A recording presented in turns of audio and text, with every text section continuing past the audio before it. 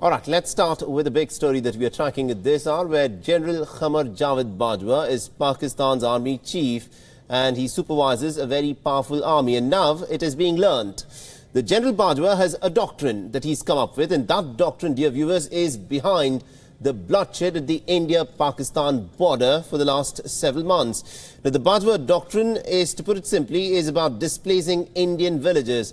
Unfortunately, to have a neighbour like Pakistan, it is the Bajwa Doctrine that has forced the Narendra Modi government at the centre to adopt a very tough stand against Pakistan.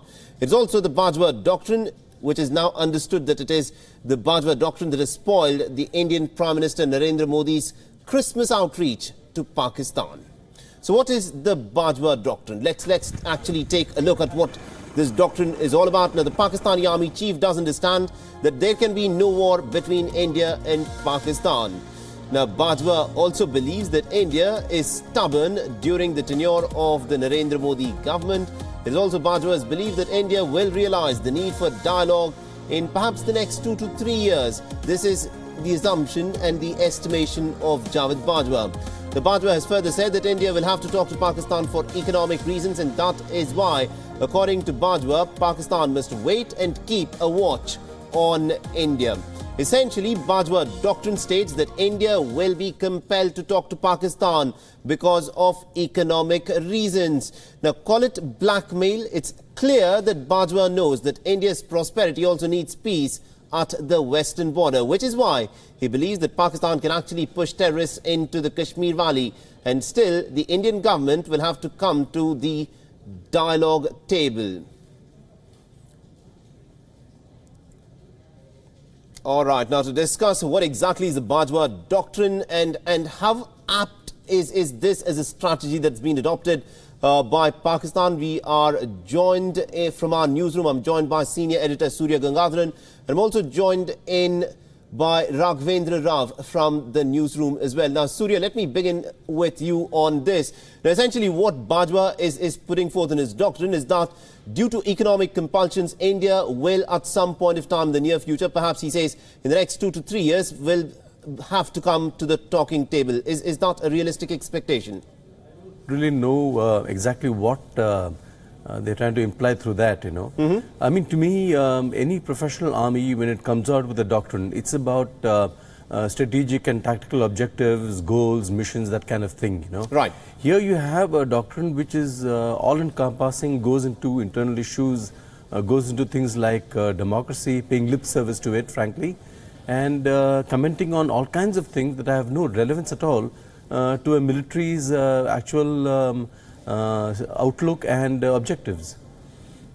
All right, and let me bring in Raghvendra Rao on this. Raghvendra, the fact that, India and Pakistan have fought 4 wars in the past, the Pakistan realizes that in a conventional, field of warfare, it really stands no chance against India, for which there was this doctrine of a death by 1,000 cuts, and in fact been proposed. And this is what Pakistan in fact does whenever it sends infiltrators across the border into India. How is this different from what Pakistan has been doing in the past? Well, Mohammed, I'm glad you mentioned the philosophy of bleeding India by 1,000 cuts, because yes, that's exactly the thought process which appears to be existing in Pakistan and the Pakistani military's mindset.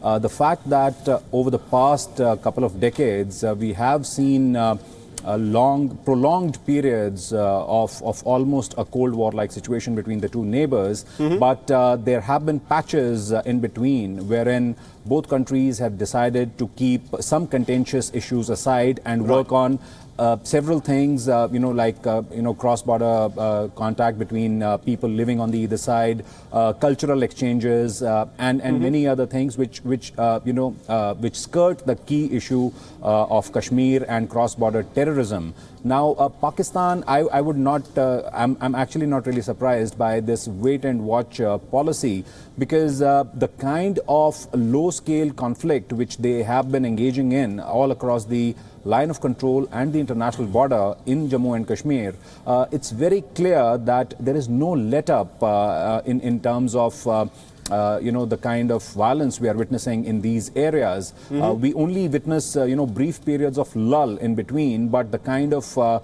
the numbers of infiltrators and terrorists which are being pushed into J&K from across Pakistan-occupied Kashmir, and the manner in which Pakistan keeps on targeting Indian civilian population living in those areas, clearly it's a well thought out strategy. It's a wait and watch game, and it may be a little silly on their part, but yes, they do realize that a conventional war is something neither of these countries would want to engage in, and if that were to happen, obviously India would have an upper hand. But the fact that Pakistan is also now, they also have a nuclear arsenal, so all those things come into the picture. But yes, the fact that they are hoping that India would come to the talking table or would want to get Pakistan to the talking table for economic reasons. Now, these are high hopes as far as they are concerned. Do you think, Raghvendra, that, Qamar Bajwa, by stating that India will have to be drawn to the talking table perhaps in the next 2 to 3 years for economic compulsions, is he overstating his case here? Well, absolutely, because as far as economic reasons go, I mean, Pakistan has more to lose than India if the economic relationship between the two countries suffers because of these hostilities which have existed for such a long time.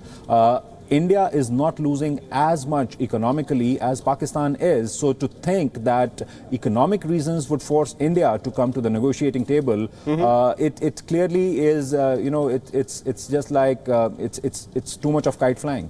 Absolutely, indeed. And Surya, you've been following this story for a very long time. The fact of the matter is, post-Kargil, there was this acceptance from Pakistan that in a full-blown conventional sort of a war scenario, Pakistan really does not stand a chance, for which they resorted to a slightly different tactic.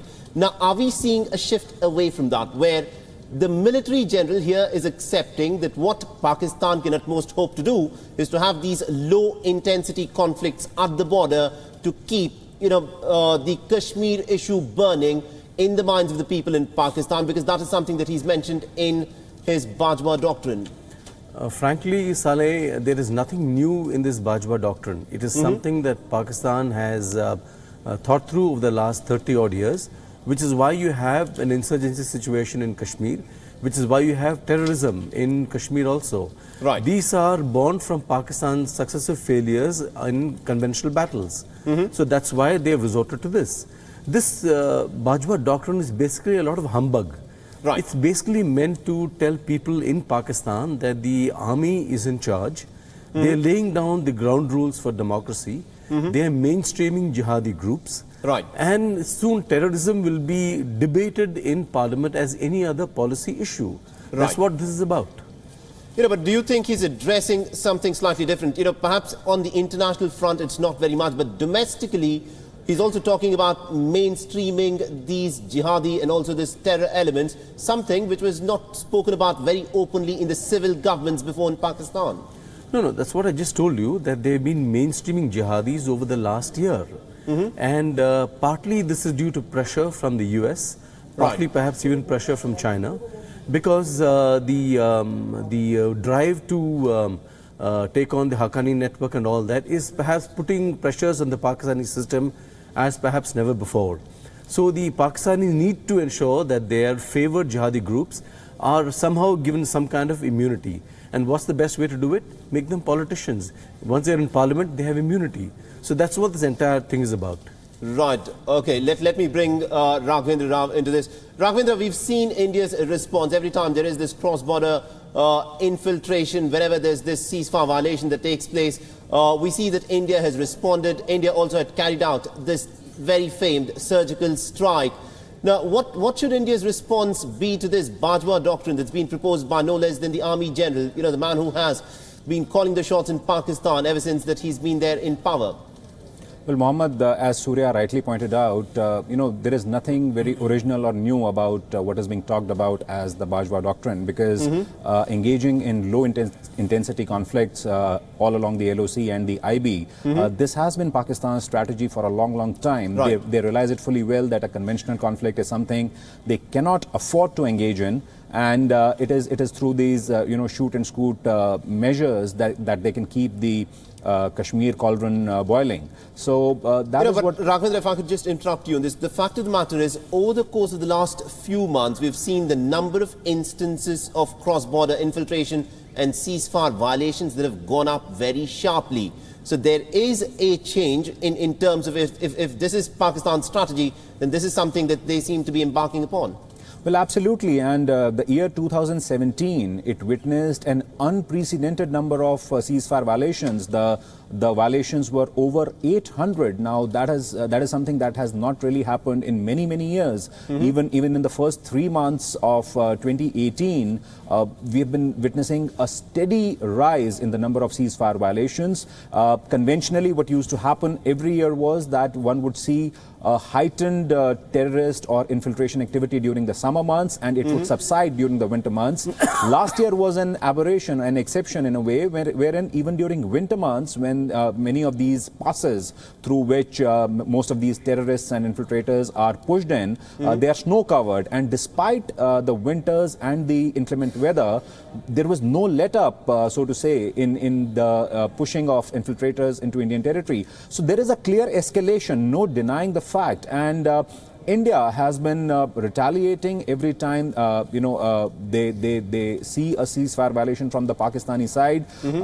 Yes, conventionally what used to happen was that summers one would see a lot of action, one would see a lot of infiltration activity, a lot of infiltration bids. But last year we also must not forget that Indian security forces, they managed to kill over 200 terrorists. Now that also goes on to show the kind of numbers of terrorists and infiltrators who are being pushed from across the border into Jammu and Kashmir. And it is not just foreign terrorists, so to say, who are coming into J&K. The bigger threat which has emerged over the past year is homegrown terror. Now, we have reported on that several times in the past. The fact that over 100 youth from the state of Jammu and Kashmir took to arms, or the security agencies found out during the last year that they had taken to arms in the past couple of years. That is also a very, very worrying sign. And the fact that these foreign terrorists coming into Indian territory and then trying to rope in local youth, now that has added a completely new dimension to this entire low-intensity warfare, so to say, which Pakistan has been engaging in. Absolutely, indeed. And Surya, let me give you the last word. This doctrine essentially speaks that Pakistan should adopt a wait-and-watch approach, wait for India, driven by economic compulsions, to come to the talking table. What sort of a leverage does India have in this? I mean, we have the Indus River Water Treaty that we would like to renegotiate with Pakistan. So this wait-and-watch approach is in fact something that actually plays in India's favor. No, the point here is that dialogue is an option that India has exercised with Pakistan for many years, and frankly to no purpose. And unless there is a change in the Pakistani attitude towards India, meaning that the military steps back from its kind of dominance over the polity in Pakistan, you cannot see any point in a dialogue. The army knows this. The army is not interested in dialogue. They are interested in cementing their position in Pakistan, ensuring that their favoured allies get into parliament. So this is all about that. This is not about talking to India or about peace with India or trade with India. Army is just not interested. They have to preserve their position in Pakistan. Remember, this is an army that runs a country. So they want to preserve that position. Have a veneer of democracy, if you will, but ensure that the army's basic interests are not threatened. All right, we'll have to leave it there. Thank you very much indeed to both you gentlemen, Surya Gangadharan, and also to Raghvendra Rao, for joining us and getting us all those inputs on this interesting story of Bajwa Doctrine, but it appears that it is being addressed more to the domestic audience in Pakistan than to try and establish peace with India.